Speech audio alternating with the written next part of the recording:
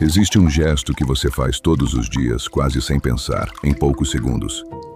Dentro de um hospital, esse gesto se tornou uma das barreiras mais importantes contra infecções. Bem-vindo ao canal Zigurati, histórias reais que a história preferiu contar pela metade. E a de hoje é sobre o homem que transformou a desinfecção das mãos em uma experiência clínica brutalmente clara. Quando os médicos limpavam as mãos, as mães paravam de morrer. Esta é a sua história. Logo após a nossa vinheta.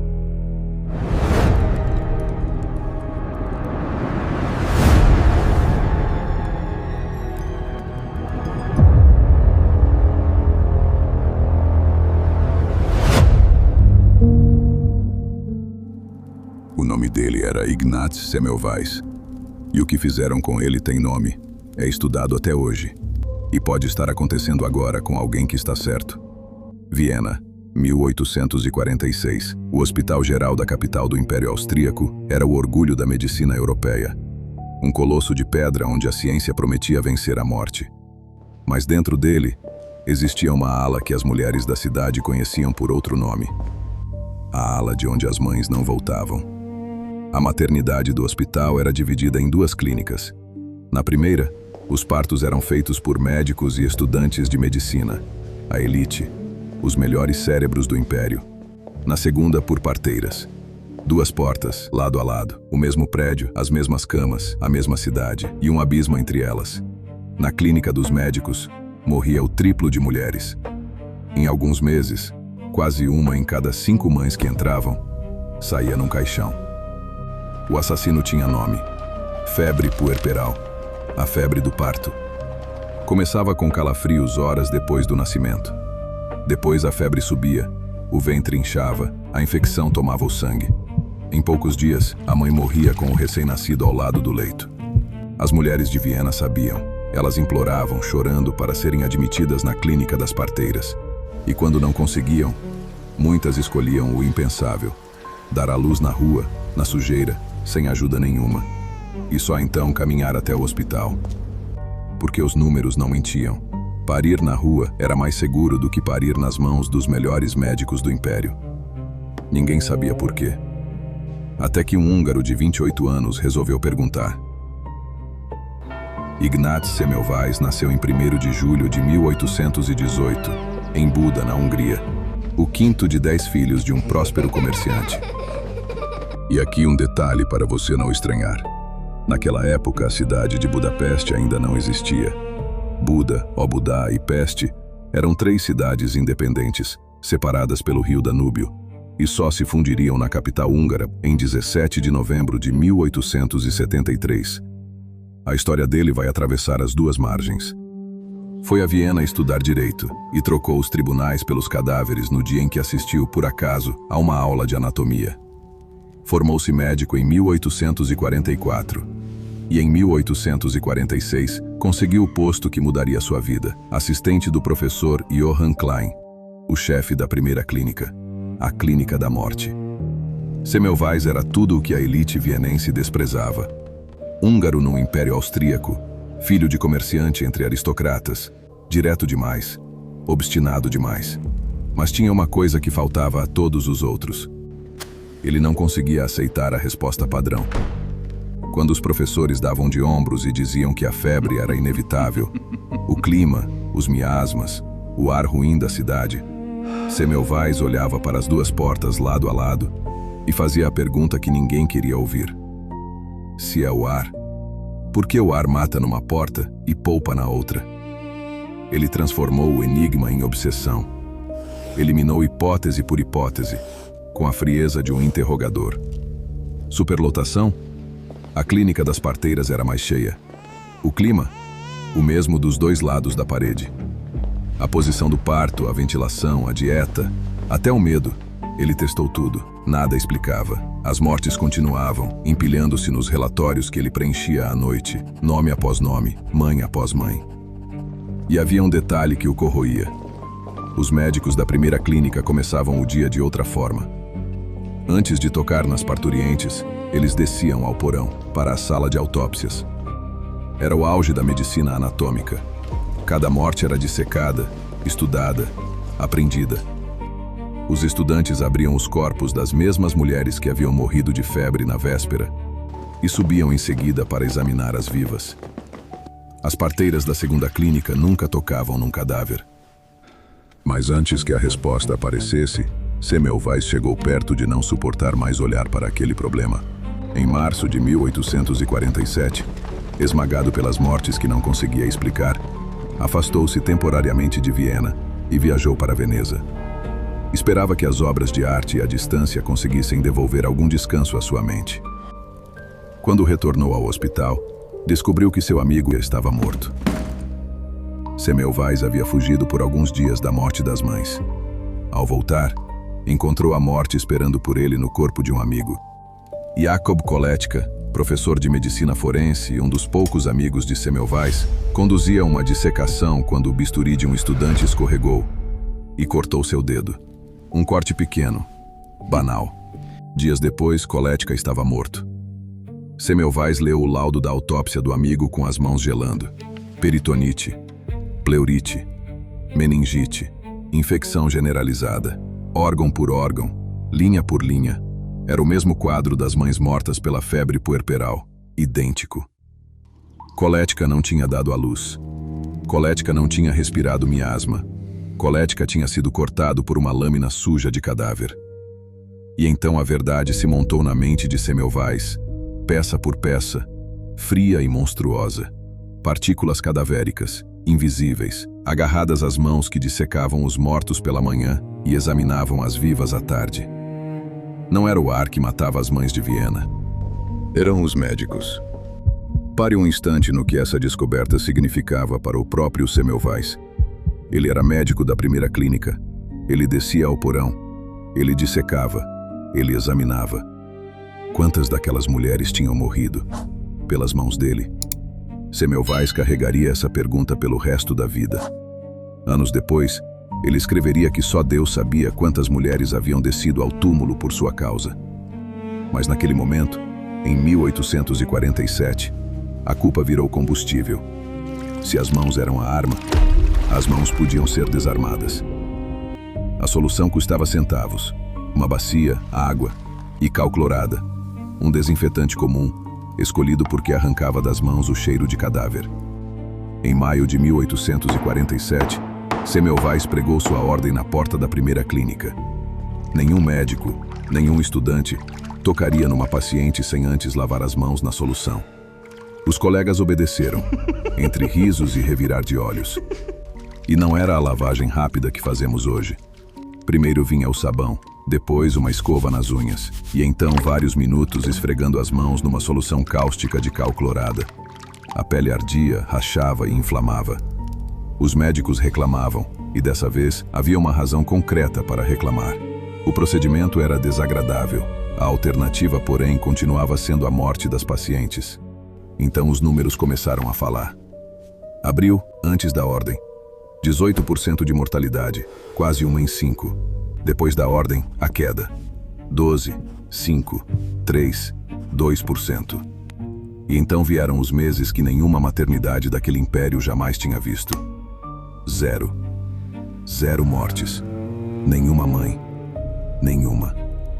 Uma bacia de água clorada acabara de igualar a clínica da morte à clínica das parteiras. A prova estava feita. Matemática, pública, irrefutável. Semmelweis tinha vencido. Ele só não sabia que, para a medicina do seu tempo, estar certo era o pior crime que ele podia cometer.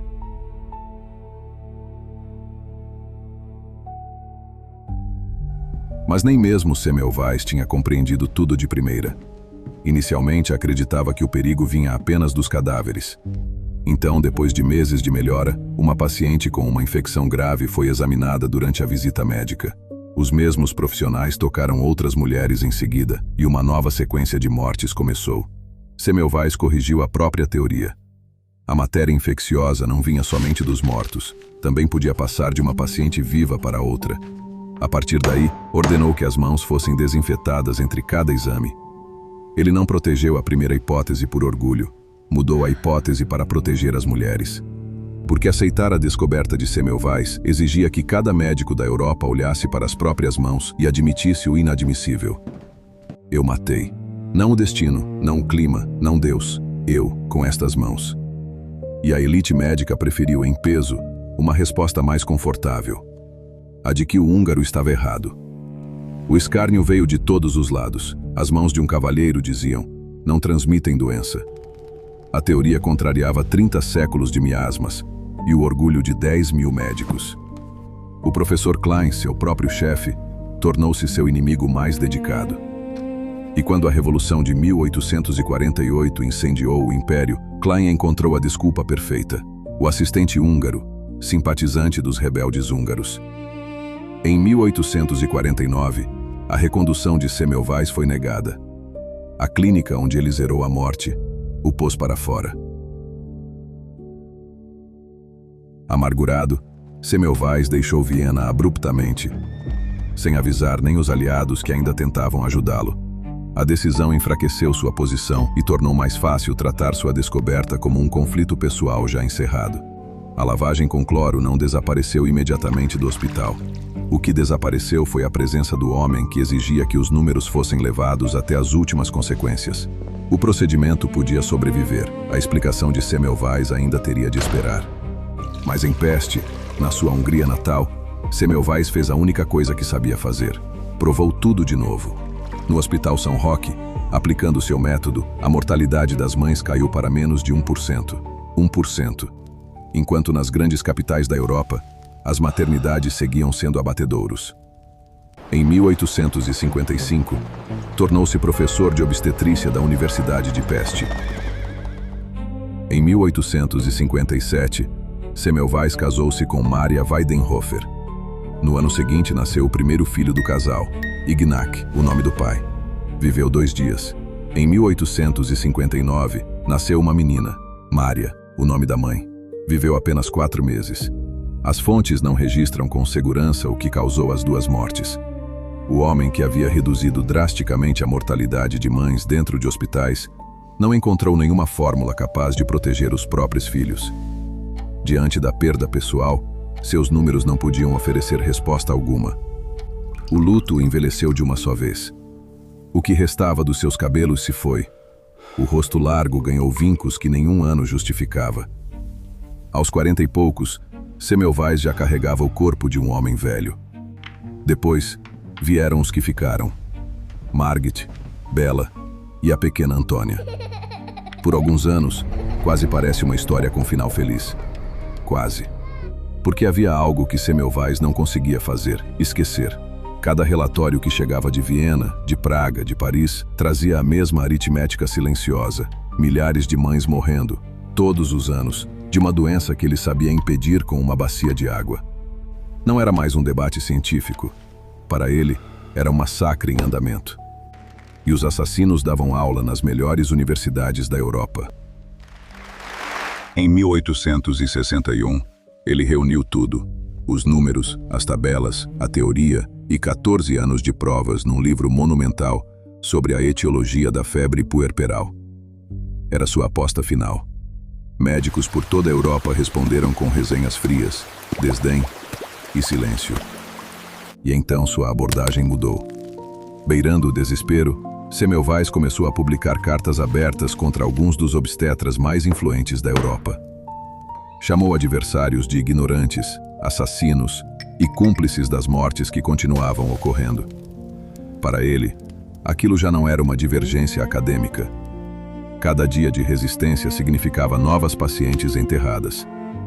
Mas a linguagem que expressava sua urgência também tornou mais fácil ignorar o conteúdo e discutir apenas o homem que o dizia.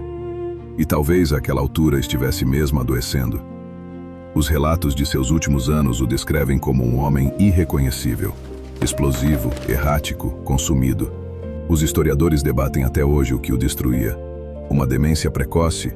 Uma doença neurológica? Ou seria simplesmente o peso de carregar sozinho por quase 20 anos a verdade que ninguém aceitava? Talvez nunca saibamos. O que sabemos é o que fizeram com ele. Em julho de 1865, aqueles mais próximos, seus colegas e sua própria esposa, convencida de que ele perdera a razão, decidiram interná-lo. Mas ninguém teve a coragem de dizer isso a ele. Então armaram um pretexto. planejaram uma viagem a Viena para visitar um novo instituto médico. O homem que passara a vida desmascarando mentiras entrou por ingenuidade na última. No fim de julho de 1865, Semmelweis chegou a uma instituição psiquiátrica em Viena, acreditando que visitaria um estabelecimento médico. Quando percebeu o que estava acontecendo, tentou resistir. Os registros descrevem uma luta com os atendentes, contenção física e o uso de camisa de força. Relatos posteriores afirmam que ele também foi espancado, embora os detalhes exatos ainda sejam discutidos pelos historiadores. Pouco depois, uma lesão no dedo da mão direita estava gangrenada. Não se sabe com certeza se ela surgiu antes da internação, durante a contenção ou por outra causa. A infecção avançou pelos tecidos e pelos ossos.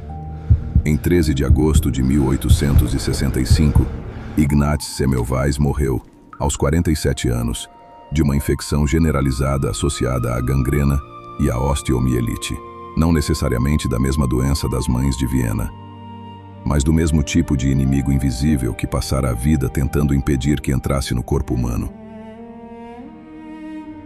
Pouquíssimas pessoas compareceram ao funeral. Alguns dos presentes haviam sido aliados, outros críticos de suas ideias. A prática de desinfecção continuou em partes da medicina europeia, mas sua explicação ainda não conquistara o consenso. O homem morreu quase esquecido. A questão que levantara não morreria com ele. 14 anos depois da morte de Semmelweis, Mária solicitou que ela e os filhos passassem a usar o sobrenome Semereny, uma forma húngara que alguns parentes da família já haviam adotado. A decisão ocorreu numa época em que muitas famílias de origem alemã magyarizavam seus nomes. O estigma da internação e da morte pode ter pesado, mas os documentos não nos permitem transformar essa possibilidade em certeza. Anos depois, quando questionada sobre o assunto, Mária respondeu apenas que aquela pergunta a perturbava profundamente. Nas décadas seguintes, a teoria dos germes ofereceu o mecanismo que Semmelweis não conseguira enxergar. Pasteur demonstrou o papel dos micro-organismos. Lister levou a antisepsia para a cirurgia. Eles não provaram que Semmelweis estivera certo sobre cada detalhe. Provaram algo mais importante. Sua conclusão central estava correta.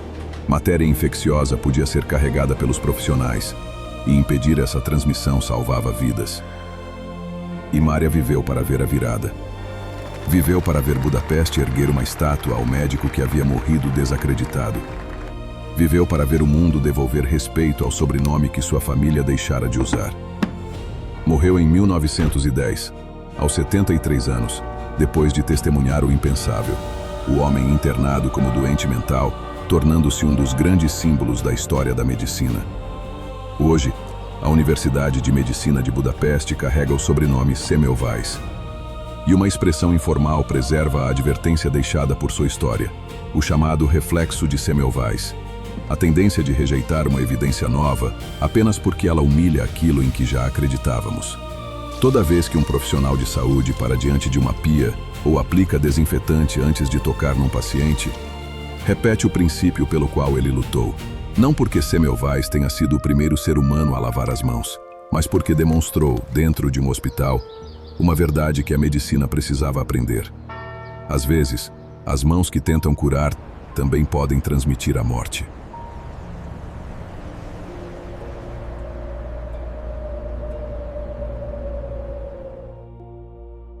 Se essa história te prendeu, se inscreva no canal e ative o sininho, porque toda semana abrimos os arquivos de mais uma vida que a história preferiu contar pela metade.